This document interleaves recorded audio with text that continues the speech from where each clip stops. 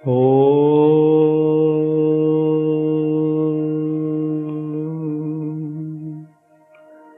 आध्यात्मिक ज्ञान में सभी को नमस्कार। आइए परम पूज्य संत श्री निसर्गदत्त महाराज के इन पवित्र वचनों को हमारे हृदय में धारण करके परम शांति को अनुभव करें। प्रश्नकर्ता पहले यह पूछते हैं, हे महाराज, आध्यात्मिक ज्ञान में मैं कैसे परिपक्व हो सकूंगा? क्या मुझे इसकी अनुभव की आवश्यकता है? फिर महाराज कहते हैं, हे मित्र, जिस अनुभव की आपको आवश्यकता थी वह आपको हो ही चुका है, नहीं तो आप यहाँ पर उपस्थित न होते। अभी आपको कुछ भी नूतन अनुभव करने की आवश्यकता नहीं है, बल्कि जो भी अनुभव आप कर रहे हो इन सारे अनुभवों से परे जाने की आवश्यकता है। अगर आप आध्यात्मिक ग्रंथों का अध्ययन करोगे, केवल यह आपके मन को ही चालाक और समृद्ध बना देगा। और अगर आप भिन्न भिन्न आध्यात्मिक साधनाओं में लग जाओगे तो यह सारे साधनाएं आपके अंदर बहुत सारे नए नए अनुभवों को उत्पन्न करेंगे, मगर यह सब आपको अनुभव से परे लेने में सक्षम नहीं हो पाएंगे, जिस वजह से आपके व्यक्तित्व के क्षुद्र अहंकार वैसे ही टिका रहेगा जैसे वो पहले था। अगर आपकी सत्य के खोज में किसी प्रकार की भौतिक लाभ, मानसिक लाभ अथवा आध्यात्मिक लाभ की आशाएं विद्यमान है, तो आप प्रमुख बात को ही चूक गए। जो सत्य है वह किसी भी प्रकार के व्यक्तिगत लाभ प्रदान नहीं करता, ना ही दूसरों के ऊपर आधिपत्य देता है और ना ही आपको संसार में प्रतिष्ठा प्रदान करता है।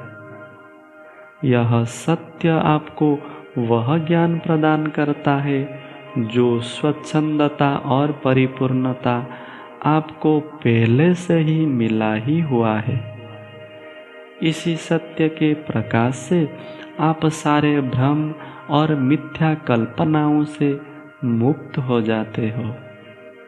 प्रश्नकर्ता पूछे, हे महाराज, मुझे यह लगता है निश्चिंत ही सत्य हमें दूसरों की सहायता करने की सामर्थ्य देता है।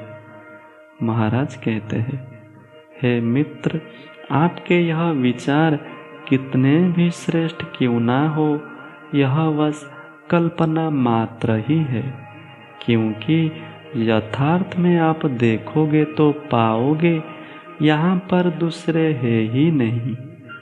इसलिए आप किसी की सहायता कैसे कर सकते हो? अज्ञानता के आधार पर आप सारे लोगों को श्रेष्ठतर और निम्नतर इसी प्रकार दो भागों में विभाजित कर देते हो और निम्नतम लोगों को अज्ञानी कहते हो और उच्चतम लोगों को ज्ञानी कहते हो। फिर यह ज्ञानियों को अज्ञानियों के सहायता करने को कहते हो। फिर इसी प्रकार से आप भ्रम में आकर सत्य के नाम से भेदभाव करने लगते हो। इससे मूल्यांकन, निर्णय और भर्त्सना करते हो। इसी वजह से सत्य के वास्तव और निर्मल स्वरूप के अनुभव को आप नष्ट कर देते हो।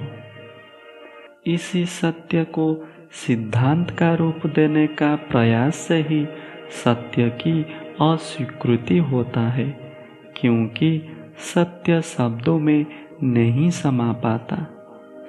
अगर आप कुछ करके सत्य को बोध करना चाहते हो तो जो मिथ्या यानी परिवर्तनशील है उसी का ही निषेध करो। मिथ्या को मिथ्या की तरह देखना और उसका त्याग करने के लिए अपना अंदर वैराग्य और विवेक को जागृत करना होगा। मिथ्या का परित्याग आपको वह शक्ति देता है जो स्वयं के पूर्णता के मार्ग को प्रशस्त कर देता है। प्रश्नकर्ता बोले, हे महाराज, मुझे यह कैसे ज्ञान होगा कि मैंने सत्य खोज लिया है? महाराज कहते हैं, हे मित्र, आपको कभी भी ऐसा प्रतीति नहीं होगा कि देखो वह सत्य है, यह सत्य है, क्योंकि सत्य कभी भी स्वयं का पुष्टिकरण नहीं करता। केवल मिथ्या को मिथ्या के रूप में जानकर उसका परित्याग करने में ही सत्य के बोध अंतर्निहित है। सत्य इस पर प्रकट हो इससे पहले मन से मिथ्या को पूर्ण रूप से प्रस्थान करना होगा। फिर प्रश्नकर्ता पूछे, हे महाराज, यह मिथ्या क्या है? महाराज कहते हैं, वह जिसकी सत्ता नहीं होती वही निश्चिंत मिथ्या ही है। प्रश्नकर्ता पूछे, हे महाराज, सत्ता नहीं ऐसा कहने का आपका क्या अभिप्राय है? महाराज कहते हैं, जो अपने आप में स्वयं टिक नहीं सकता है और जो सदा परिवर्तनशील है, यानी जो अंतर विरोध पूर्ण होता है, उससे ही मिथ्या कहते हैं। इसके अभिप्राय यह है, जिस किसी का भी प्रारंभ और अंत होता है उसका मध्य भी नहीं होते।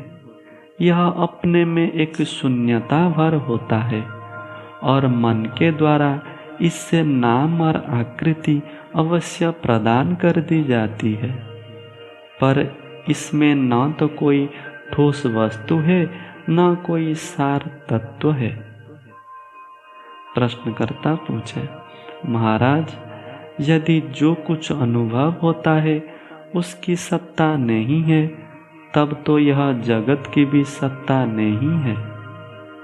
महाराज कहते हैं, हे मित्र, यह आप सत्य कहा है। वास्तव में जगत की सत्ता है ही नहीं। यह सबका अनुभव की विषय है कि यह जगत सदा परिवर्तनशील है। प्रश्नकर्ता पूछे, महाराज, तो फिर किसकी सत्ता है? महाराज कहते हैं, हे मित्र, उसकी सत्ता है जो अपने अस्तित्व यानी स्वयं को होने के लिए अन्य पर निर्भर नहीं होता है। वह सत्य न तो जगत के प्रकट होने से प्रकट होता है, न ही उसके विलीन होने से विलीन हो जाता है, बल्कि यह सारा जगत उसी को आश्रय करके प्रकट होता है और उसी पर ही विलीन हो जाता है। सत्य वह है जिससे प्रमाण की आवश्यकता नहीं है, पर वह सत्य अपने स्पर्श में आने वाली प्रत्येक वस्तु अथवा अनुभव को सत्यता यानी अपना होने का प्रमाण प्रदान करता है। इसी कारण मिथ्या का स्वभाव यह है कि वह क्षण मात्र के लिए सत्य सा प्रतीति होता है। आप ऐसे कह सकते हो कि सत्य ही मिथ्या का जनक है। जैसे एक ही सागर, इसमें उत्पन्न होने वाले सारे जल तरंग के आधार है, वैसे ही एक ही परम सत्य सदा उत्पन्न और नष्ट होने वाली यह मिथ्या नाम रूप जगत का आधार है। परंतु मिथ्या समय और स्थान से सीमित होकर भिन्न भिन्न परिस्थितियों के आधार पर प्रकट होता है। मात्र यह मिथ्या उत्पन्न होने से पहले और विलीन होने के बाद भी इससे जानने वाला अस्तित्व रूप चेतना यानी सत्य सदैव विद्यमान है। ओम शांति शांति शांति।